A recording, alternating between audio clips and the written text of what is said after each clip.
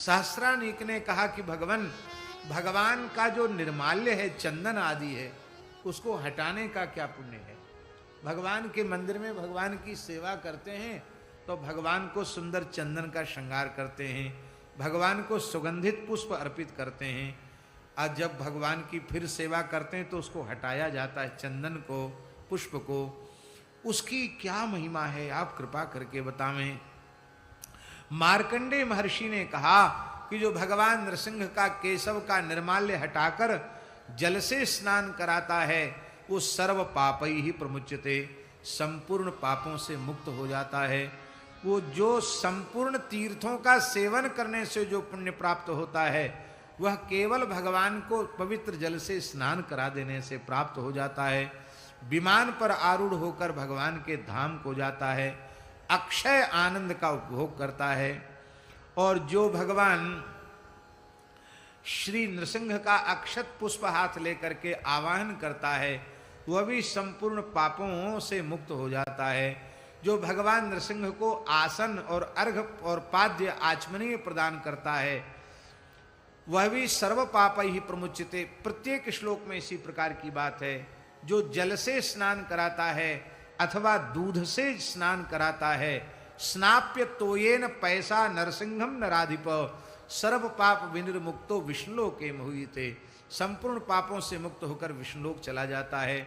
जो भगवान को दही से स्नान कराता है, ये सब होना चाहिए वेद लक्षण भारतीय देसी गाय का, डेयरी का दूध दही घी नहीं, उसको जो स्नान कराता है विष्णुलोक की प्राप्ति होती है।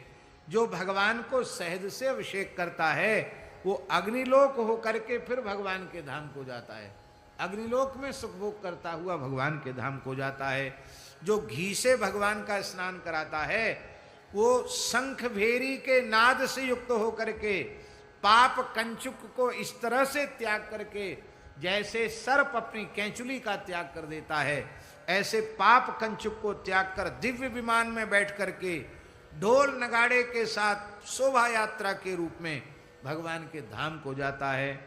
जो घी से अभिषेक करता है, पंचगव्य से भी भगवान के स्नान की बड़ी महिमा है। पंचगव्येन देवेशम यस्नापयति भक्तितः मंत्र पूर्वम महाराज तस्य पुण्यम अनंतकम।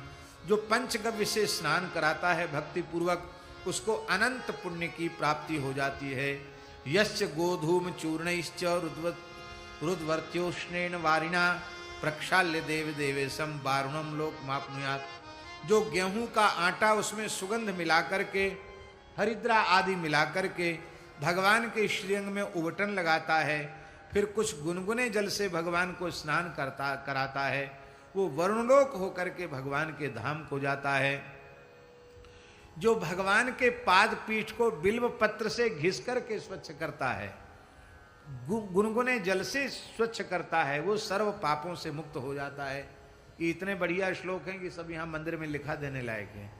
कुश पुष्पोदक स्नात्वा ब्रह्मलोक मापनुयात। कुश और पुष्पोदक के जल से स्नान कराने से ब्रह्मलोक की प्राप्ति होती है। रत्नोदक से जो भगवान नरसिंह का स्नान कराता है, उसको कुबेर लोक होकर के, कुबेर के लोक में होकर के वो भगवान के धाम को जाता है। जो कर्पूर और अगरू उससे युक्त सुगंधित जल से स्नान कराता है, वो इंद्रलोक में भोगता हुआ फिर पश्चात विष्णुपुरी बसे फिर भगवान के धाम को जाता है। और जो पवित्र तीर्थ के जल से गोविंद का स्नान कराता है भक्ति पूर्वक, वो सूर्य लोक होकर के फिर विष्णुलोक को जाता है। जो भगवान के श्रीअंग में वस्त्र अर्पित करता है, वो चंद्रमा के लोक को धन्य करता हुआ फिर विष्णुलोक जाता है। और जो कुमकुम अगर श्रीखंड आदि का सुंदर सुगंधित चंदन का जो करदम है, उससे भगवान का नक्सिक लेप करता है, कहते हैं वो करोड़ों कल्पों तक स्वर्ग का भोग करता हुआ। और महाराज मल्लिका, मालती, जाति, केतकी, अशोक, चंपा, पुन्नाग, बकुल, कमल, तुलसी, करवीर आदि पवित्र जो सुगंधित पुष्प हैं, उनसे जो भगवान का श्रृंगार करता है, उसको अनंत स्वर्ण राशि रत्न राशि से भगवान के श्रृंगार का पुण्य प्राप्त हो जाता है। जो अपने हाथ से पुष्प तुलसी की माला बनाकर भगवान को अर्पित करता है, वो करोड़ों कल्पों तक भगवान के धाम में निवास करता है। जब वह विमान में बैठता है तो देवता उसको नमस्कार करते हैं। एक बात और इसमें विशेष लिखी है, नरसिंहम तु यो भक्त्या बिल्व पत्रैहि अखंडितैहि। अखंडित बिल्व पत्रों से जो नृसिंह भगवान की पूजा करता है, जिन बिल्व पत्रों में कोई कटा छटा न हो, और तुलसी भी समन्वितम, तुलसी और बिल्व पत्र एक साथ भगवान नृसिंह को अर्पित करता है, सर्व पाप विनिर्मुक्त सर्वभूषण भूषिता, संपूर्ण पापों से मुक्त होकर सर्वभूषण भूषित होकर के स्वर्ण में विमान में विराजमान होकर विष्णु लोके महीयते, भगवान के धाम को जाता है। माहिशाख्य नामक गुग्गुल, गाय का घी डुबा करके शर्करा के सहित उस माहिशाख्य गुग्गुल से धूप करता है। ये गुग्गुल माहिशाख्य क्या है? गुग्गुल तो गुग्गुल होता है, गोमूत्र से, सुरभि गाय के मूत्र से गुग्गुल की उत्पत्ति बताई गई है। गुग्गुल को देवताओं को प्रिय बताया गया है। अब भगवान शिव का तो आहार बताया गया गुग्गुल को, और ये कहा गया गुग्गुल के संबंध में कि भगवान की स्कंद आदि पुराणों में कि भगवान की सेवा पूजा में जाने अनजाने बहुत से अपराध बन जाते हैं। उन पूजापचार के दोषों की निवृत्ति गुग्गुल की धूप करने से हो जाती है। इसलिए भगवान की सेवा में गुग्गुल की धूप अनिवार्य है। ये अगरबत्ती जलाना और एक तरह तरह की ये सब दुनिया भरे का कूड़ा कचड़ा इकट्ठा करके धूप के नाम पे जला देना, ये ठीक नहीं है। शुद्ध गुग्गुल लेकर के और करना चाहिए। अब ये माहिशाख्य गुग्गुल क्या है? गुग्गुल कई रंग का होता है। भैंस के जैसा एकदम काले काले रंग का जो गुग्गुल होता है उसको माहिशाख्य गुग्गुल कहते हैं। लाल रंग का भी होता है, सफेद रंग का भी होता है, गहरा पीला भी होता है। गुग्गुल कई तरह का होता है, पर उसमें सुगंध जो है, काले गुग्गुल में सुगंध अधिक होती है, इसलिए उसको माहिशाख्य गुग्गुल कहा गया। जो भगवान को धूप देता है वो संपूर्ण पापों से विवर्जित होकर के विमान में बैठ करके वायुलोक होता हुआ विष्णु लोक जाता है। जो घी का दीपक भगवान के दाहिनी ओर रखना चाहिए और तेल का दीपक सदा भगवान के बाईं ओर रखना चाहिए, उसका अनंत पुण्य होता है। वो संपूर्ण पापों से मुक्त होकर हजारों सूर्य के समान कांति से युक्त होकर विष्णु लोक प्राप्त करता है। जो भगवान को बढ़िया साली नाम का चावल, जिसमें खूब चकाचक अधोटा दूध की गाढ़ी खीर बनाई गई है, उसमें खूब घी डला है, खूब शर्करा पड़ी है, ऐसी सुंदर पायस, जो हलवा या लपसी पायस नरसिंह भगवान को अर्पित करता है, कहते उस खीर में, उस पायस में जितने चावल हैं उतने अनंत हजारों वर्षों तक भगवान के साथ वह भगवान के धाम में आनंद का अनुभव करता है। समास्तंदुल संख्याया यावती तावतीर नृप विष्णु लोके महाभव भोगान भुंजन नास्ते स वैष्णव। और कहते हैं कि जो भगवान को भोग लगा करके और खूब प्रेम से संतों को जिमाता है, ब्राह्मणों को जिमाता है। हाँ, खाली भोग लगाने के बाद कुछ खाने की बात नहीं है। बढ़िया भोग लगाओ, फिर खूब प्रेम से खीर मालपुआ जिमाओ, अधोटा दूध की खीर और बढ़िया शत सहस्त्र छिद्री मालपुआ। आहा, क्या कहना, बढ़िया सुंदर अधोटा दूध की खीर हो। कैसी खीर जानते हो? 1 क्विंटल दूध को चौड़े कड़ाही में धीरे धीरे औटाकर कम से कम 50 किलो कर दिया जाए। अब 50 किलो करने के बाद एक सेर में 1 मुट्ठी चावल। हमारे महाराज जी कहते थे पहाड़ी बाबा, छटंकी सेर तो दरिद्र लोग डालते हैं, त्यागी तपस्वी नहीं डालते। मुट्ठी सेर छटाक में ज्यादा आता है, तो मुट्ठी में इतना ही आएगा ना मुट्ठी में। तो मुट्ठी सेर चावल, और जितना चावल उसकी दुगनी शर्करा, और धीरे धीरे घोट घोट के रबड़ी भी लज्जित हो जाए ऐसी सुंदर खीर बनाओ। यथा साध्य कुछ मेवा डाल दो, उसमें घी डाल दो, थोड़ा शहद डाल दो। आहा, क्या कहना, सुंदर खीर बनके ठंडी होके ठाकुर जी को भोग धराई जाए, प्रेम से पुकारोगे भगवान जल्दी आ जाएंगे खीर खाने के लिए। और ऐसी खीर ठाकुर जी को प्रेम से भोग लगाओ और हरिनाम लेते हुए बनाओ, हरिनाम लेते हुए चावल इकट्ठा करो, तब तो क्या कहना। और बढ़िया खीर अधोटा दूध की बना के, गाढ़ी खीर बना के, और फिर ब्राह्मणों को भोग लगा करके प्रसाद जिमाओ, संतों को जिमाओ। तो हाथ जोड़ के ये नहीं कहना पड़ेगा महाराज आशीर्वाद दीजिए। अरे ऐसी खीर जो भी पाएगा उसके रोम रोम से आशीर्वाद निकलेगा, जजमान तुम्हारा कल्याण हो, तुम्हारा भला हो, तुम्हारा मंगल हो, तुम दिन दूने रात चौगने बढ़ो। अब महाराज कहाँ ते आवे दूध, गैया तो है ना है, गायन ते ब्रज छायो बैकुंठहु बिसरायो, छीत स्वामी जी ने कहा है। अब तो भैंसन ते ब्रज छायो है रही महाराज, भैंसन ते ब्रज छायो, गैया दिखे ना है, भैंसी भैंस दिख रही सब जगह। और बुरो मत मानियो, गुजरन की उत्पत्ति गौ माता से भई है, आपको पता है कि नहीं? गुजरों की उत्पत्ति गाय से, इसलिए गुजर होके गाय न पाले भैंस पाले वो अपराधी अपनी जाति के प्रति। अब बताओ ब्रज में गुजर जाट सब भैंस पाल रहे हैं कि नहीं? अरे ब्राह्मण भी पाल रहे हैं भैंस, तो क्या कहोगे आप? हम कोई भैंस के विरोधी नहीं है, पर हम ये कह रहे हैं भैया वेद लक्षणा भारतीय देसी गाय का पालन अवश्य करो, वही उसी का दूध दही घी भगवान की सेवा के योग्य होता है। और महाराज जी इस प्रकार से भगवान के भक्तों को पवाने का अनंत पुण्य है। जो भगवान की परिक्रमा करता है, कहते पृथ्वी प्रदक्षिण फलम प्राप्य विष्णुपुरे वसेत, जो संपूर्ण पृथ्वी की प्रदक्षिणा का पुण्य उसे प्राप्त हो जाता है। जो भगवान नृसिंह के चरणों में साष्टांग प्रणाम करता है उसको चतुर्विध पुरुषार्थ की प्राप्ति हो जाती है। जो स्तोत्रों से मंत्रों से भगवान की उपासना करता है वो भी भगवत धाम का अधिकारी हो जाता है। भगवान के सामने गीत गाता है, वाद्य बजाता है और शंख नाद करता है।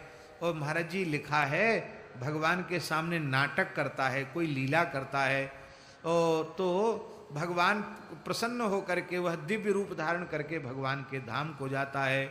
अब संगीत वाले लोग सुन लें, जो भगवान के सामने सुंदर ताल स्वर में वीणा मुरज मृदंग बांसुरी आदि वाद्य बजाकर शास्त्रीय शैली में राग रागनियों से जो भगवान को रिझाता है, वह अप्सराओं से युक्त विमान में विराजमान हो करके और स्वर्ग को कृतार्थ करता हुआ फिर वैकुंठ जाता है। इसलिए गाने बजाने वाले भी बहुत फायदे में है, लिखा हुआ है। पर भैया गाना बजाना वो झूठ बोले कौआ काटे वाला गाना बजाना नहीं। नरसिंह भगवान के दरबार में भगवान के नाम रूप लीला गुण का गान वही है। ऊटपटांग गाओगे तो फिर तो जय सिया राम समझ लेना। हम एक बंगाली वैष्णव की बात बताएं। हम कलकत्ते में एक वैष्णव के यहाँ थे, बंगाली वैष्णव के यहाँ।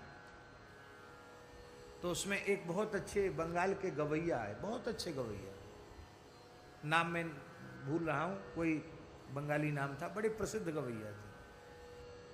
लोगों ने कहा बहुत अच्छा गान गाते हैं, शास्त्रीय गान गाते, बंगला गान बहुत अच्छा गाते हैं। एक बाबुल गान होता उधर, बाबुल गान, बोले बाबुल बहुत अच्छा गाते हैं, हमको लोग सुनाते थे। तो कुछ गौड़ीय संत थे, वो भी आए थे हरिनाम संकीर्तन करने। तो उन्होंने तुरंत हारमोनियम, बोले ना ना ना ना, मना कर दिया उसने महात्मा ने, नहीं नहीं छूना नहीं। तुम बाबुल गान गाता है, लोकगीत गाता है, तुमको हम अपना हारमोनियम नहीं छूने देगा। हम इस पर हरिनाम करता है। हाँ, तुमको गाना हो तो तुम अपना तानपूरा बजाओ, इलेक्ट्रिक वाला गाओ, हम इसको छूने नहीं देगा। इस पर हम हरिनाम करता है। तो जिनके घर में हरिनाम हो रहा था वो नाराज हो गए, रे भाई क्या हो गया, हारमोनियम बजाने में क्या हो गया। बंगला में ही सब बातचीत हो रही थी, हम समझते हैं बंगला थोड़ी बहुत। तो मैंने कहा कि नहीं, ये जो संत कह रहे हैं वो बिल्कुल ठीक कह रहे हैं। कितनी इनकी निष्ठा है। जिस पर हरिनाम होता है उस पर लोकगीत गाने वाले को हम उस हारमोनियम को छूने नहीं देंगे, क्योंकि इस पर कीर्तन होता है। हमारे यहाँ ये खोल, करताल, वाद्य, इनको तुलसी पुष्प अर्पित किया जाता, भगवान का प्रसादी, इनको प्रणाम किया जाता है। ये भगवान के कीर्तन के अंग हैं, ये भगवान के पार्षद हैं, ये मान करके वैष्णवों का पूजन किया जाता है। तो ये संगीत की भी बड़ी महिमा है भगवान के सामने। महाराज जी लिखा है, जो भगवान के सामने नृत्य करता है वो फिर 84 के चक्र में नहीं पड़ता, वो 84 योनियों के में नाचने से मुक्त हो जाता है। ऐसी महाराज जी नृत्य की भी महिमा है।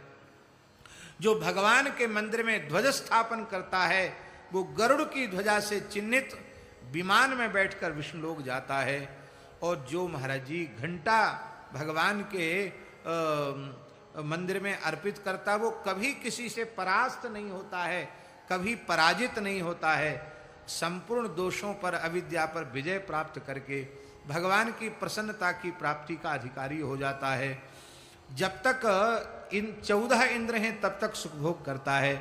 जो भगवान की सेवा में कपिला गाय, पयस्विनी गाय अर्पित करता है वो विष्णुलोक के महित, विष्णुलोक में पूजित होता है, उसके पितर आनंदित होते हैं। जो भगवान के मंदिर में श्वेत चमर अर्पित करता है उसके पितृगण मुक्त होकर वैकुंठ चले जाते हैं। जो इस प्रकार से जो भगवान नृसिंह की विधिवत पूजा करता है उसके घर में रोग, अकाल, चोर आदि का भय नहीं होता है। और अंत में यहाँ तक कह दिया, नरसिंहम समाराध्यो विधानेन विधिना नेन माधवम नाना स्वर्ग सुखम भुक्ता न भूयस्तनको भवेत्। जो इस प्रकार से भगवान की उपासना करता है उसे फिर किसी माता का स्तनपान करना नहीं पड़ता, किसी माता के गर्भ में नहीं जाना पड़ता। जो तिल से और घी से श्री नरसिंह भगवान के लिए होम करता है उसके गांव में कोई बाधा नहीं होती है। अतिवृष्टि, अनावृष्टि, महामारी आदि दोष नरसिंह भगवान के निमित्त जब लक्ष्य होम करता है अथवा कोटि होम करता है तो उसकी प्राप्ति हो जाती है। कारये लक्ष्य होमंतु ग्रामे यत्र पुराधिपः कृते तस्मिन् मयोक्ते तु आगच्छति तद्वयम्। लक्ष्य होम और कोटि होम की बड़ी महिमा का यहाँ वर्णन किया गया। कहते हैं कि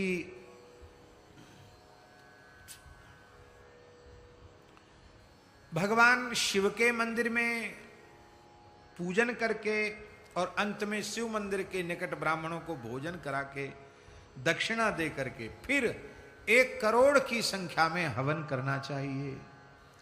उनके करने पर नरसिंह भगवान की कृपा से प्रजा के ऊपर आया हुआ आकस्मिक संकट तत्काल समाप्त हो जाता है। राष्ट्र पर, देश पर कोई भारी विपत्ति आवे तो इस प्रकार की पद्धति इसमें दी हुई है, इसको करके और राष्ट्र के सर्वविध उन्नयन के लिए, और यदि कोई करे तो मृत्यु भय उपद्रव शांत हो जाता है, दुस्वप्न समाप्त हो जाते हैं, ग्रहजन्य बाधा समाप्त हो जाती है और ब्राह्मणों को भोजन कराने से सब दोष निवृत्त हो जाते हैं।